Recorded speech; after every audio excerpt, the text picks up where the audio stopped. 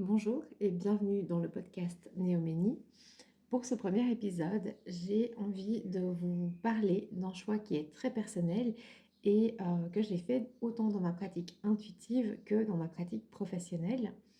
Et c'est un choix qui m'a amené à m'éloigner un petit peu de quelque chose que beaucoup d'entre vous adorent pour me tourner vers un outil plus discret et plus confidentiel.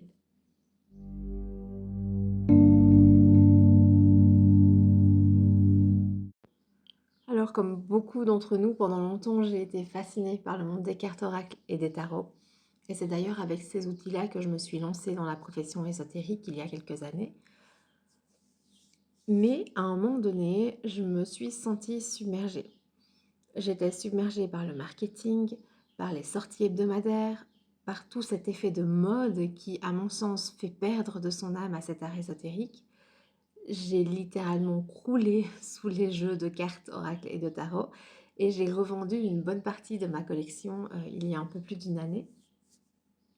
J'avais la sensation que tout le côté sacré, le côté ésotérique, donc vraiment au sens noble du terme, donc ésotérique signifiant qui se transmet à des adeptes qualifiés, ben tout ça, ça se perdait un petit peu dans tout ce bruit et ça me frustrait beaucoup. J'ai eu besoin de faire un pas de côté, de revenir à quelque chose de plus simple, de plus brut, de plus essentiel. Et c'est là que j'ai découvert les runes sorcières. J'aimerais partager avec vous les 5 raisons principales qui ont fait de cet outil mon allié principal aujourd'hui.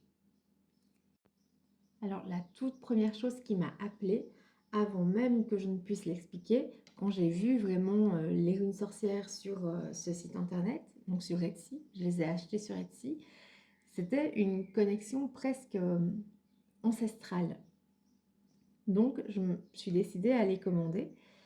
Et il y a une chose assez importante, c'est que si vous me connaissez déjà un petit peu, vous savez que je suis anthropologue et historienne de l'Antiquité.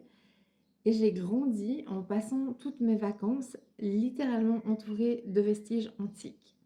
Ma grand-mère vivait là-bas et je la suppliais toujours de m'emmener sur les sites de Éphèse et de Priene. Et dans ces ruines, en fait, j'étais pas une touriste, je me sentais chez moi. C'est comme si je revenais à la maison. Alors, il y a un peu plus de 2 ans, quand je suis tombée par hasard sur ces fameuses ruines sorcières, j'ai ressenti la même chose. Il y avait un sentiment de familiarité, une intuition très forte que leur origine était directement rattachée à ce monde antique que j'aime tant. Ensuite vient ce moment où je reçois les ruines sorcières, où je les ai enfin en main. Et là, il se passe quelque chose de très étonnant. Je commence à canaliser quelque chose à propos de l'origine de ces runes sorcières. Alors, il faut savoir à la base que l'origine des runes sorcières, elle est très floue. On ne sait pas exactement de quand elles datent, qui les a créées, ni même du lieu d'origine de ces objets. Tout ce qu'on sait, c'est que les runes sorcières sont 13 morceaux, généralement de bois ou de pierre, sur lesquels sont gravés des symboles qui traversent les âges. Ce sont des symboles qui ont des origines sacrées, parfois rituelles, et qui sont vraiment ancrés dans l'imaginaire, dans les croyances populaires, dans l'histoire populaire.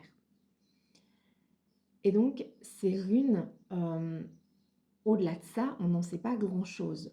On imagine, de par le fait qu'elles soient justement sur ces supports runiques, on imagine que l'inspiration nous vient du nord avec les runes nordiques et que probablement cela est venu à la fin de l'Antiquité. Mais au-delà de ça, on n'en sait vraiment pas plus.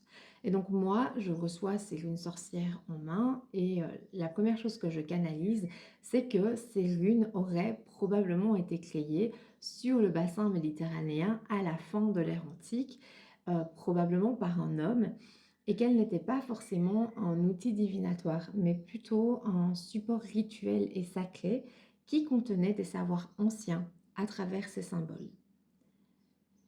Et donc vraiment, cette connexion personnelle, ça a été la fondation de ma pratique actuelle des runes sorcières.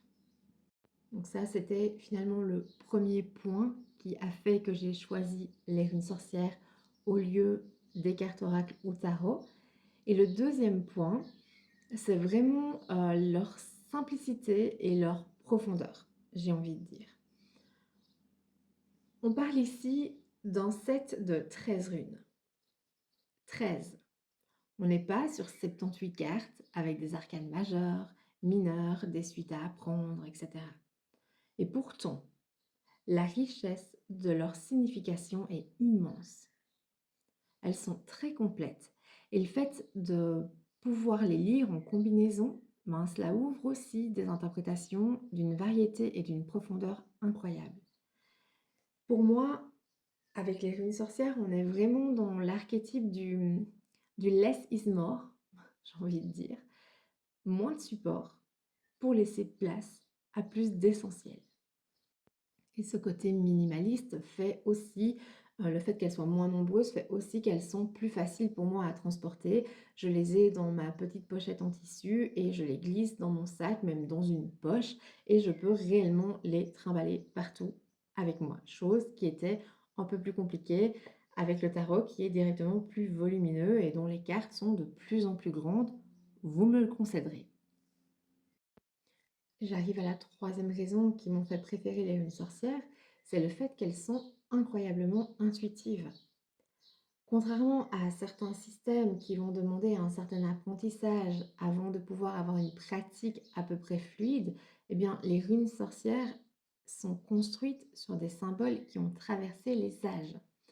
On est sur quelque chose qui finalement est ancré en nous.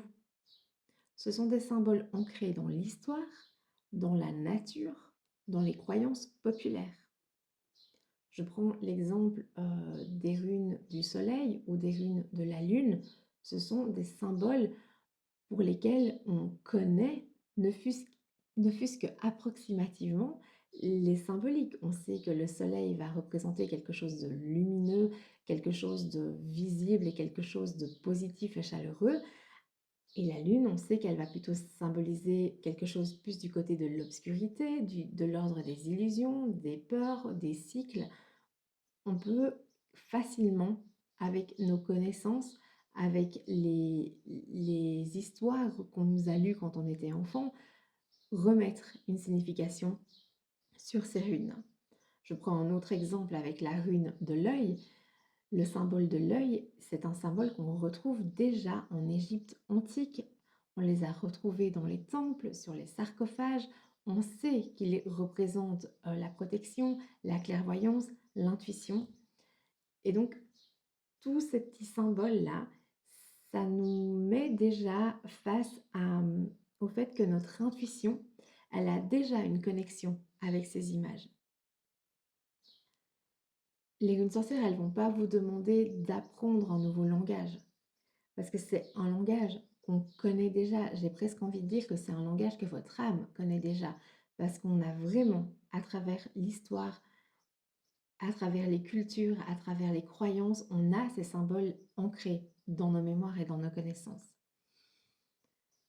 Et pour moi, c'est vraiment leur symbolique qui vient cadrer et structurer mon intuition, sans pour autant la limiter.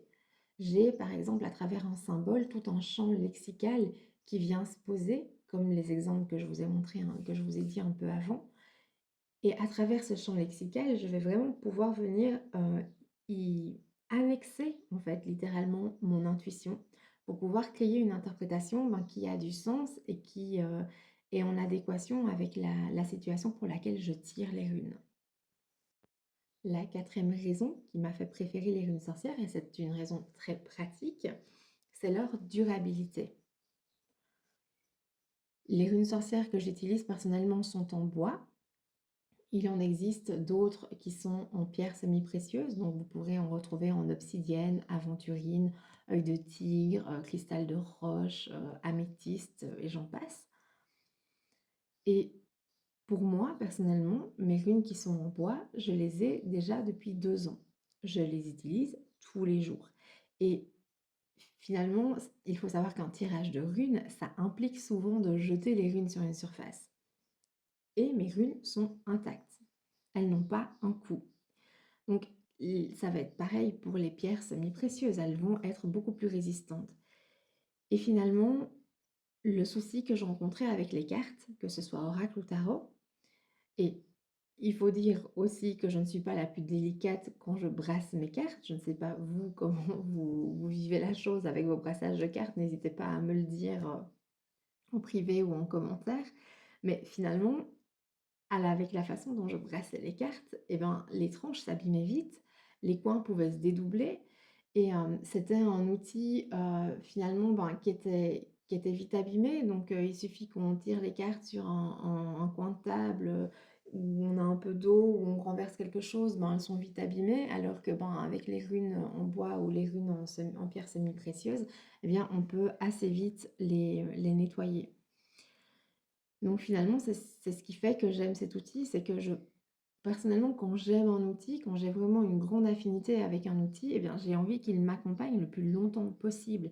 J'ai pas envie d'avoir le stress de devoir le remplacer ou même de simplement le retrouver si c'était une édition limitée ou une édition indépendante. Typiquement, les runes sorcières en bois que j'utilise là, elles ne sont plus en vente. La créatrice ne les fabrique plus et donc je remercie l'univers chaque jour d'avoir prévu le coup et de m'être acheté directement un deuxième jeu de runes au cas où j'en perdais une ou au cas où je les abîmais. Et puis j'en viens enfin à la cinquième raison qui m'ont fait préférer les runes sorcières, et c'est précisément celle par laquelle j'ai commencé ce podcast. C'était mon besoin de revenir au sacré et de fuir la surconsommation marketing. Finalement, ce retour aux runes sorcières pour moi a été une façon de dire non à une course effrénée, de toujours avoir le dernier jeu à la mode, de toujours avoir plus, de toujours avoir ce jeu que cette influenceuse hyper connue dans le développement personnel a créé. Voilà, c'était quelque chose qui ne me convenait plus. Alors attention, ça ne veut pas dire que je n'utilise plus jamais d'oracle. J'en utilise, j'en ai quelques-uns, mais je les ai sélectionnés finalement avec un soin mais infini, et ils correspondent exactement à ma vision des choses et à ce dont j'ai besoin en termes de cartes. Donc j'ai vraiment arrêté de me laisser happer par les effets de mode. J'ai arrêté de vous présenter les sorties du mois parce que finalement, même en vous filmant ces sorties du mois, en essayant de vous sensibiliser à la façon de choisir ces cartes, à la façon, voilà, que vous aviez de les utiliser et aux besoins que vous aviez, ben, finalement, j'avais quand même l'impression de participer à ce système et de vous pousser à la consommation à travers ces vidéos. Donc voilà, pour les 5 raisons principales, il y en a forcément d'autres, mais là, comme ça, c'est vraiment les 5 qui me viennent, qui m'ont fait préférer les runes sorcières, dans ma pratique et qui sont devenues mon outil principal. Alors ça, c'est vraiment mon chemin personnel, mon avis personnel, et je vais tout à fait respecter, le vôtre s'il est différent. Mais pour moi, ces pratiques ésotériques, elles doivent être transmises avec un respect du sacré. Et c'est vraiment ce que je retrouve dans la simplicité et l'humilité de ces 13 petits bouts de bois, finalement, que sont les runes sorcières. Voilà, donc c'était mon histoire avec les runes sorcières. C'est vraiment une histoire, finalement, de connexion, de simplicité et de retour à l'essentiel. Et si ce retour à une pratique plus intuitive et moins consumériste vous parle, si vous êtes vous-même face à un choix important et que vous aimeriez avoir l'éclairage simple et direct des runes, c'est précisément le travail que je propose en consultation. Donc n'hésitez pas à aller visiter mon agenda de réservation. Je vous propose des séances de consultation de 1 heure ou de 30 minutes en visioconférence, mais aussi des guidances à distance pour lesquelles vous recevez un audio sur votre mail selon la question précise que vous m'avez posée. Et si ce podcast vous a plu et que vous souhaitez découvrir d'autres facettes de ma pratique et des runes sorcières, eh bien n'hésitez pas à vous abonner et à activer la cloche. Et dites-moi en commentaire quel est votre outil de guidance préféré et pourquoi vous le préférez. J'ai hâte de vous lire et de pouvoir partager avec vous. En attendant le prochain podcast, je vous dis à bientôt.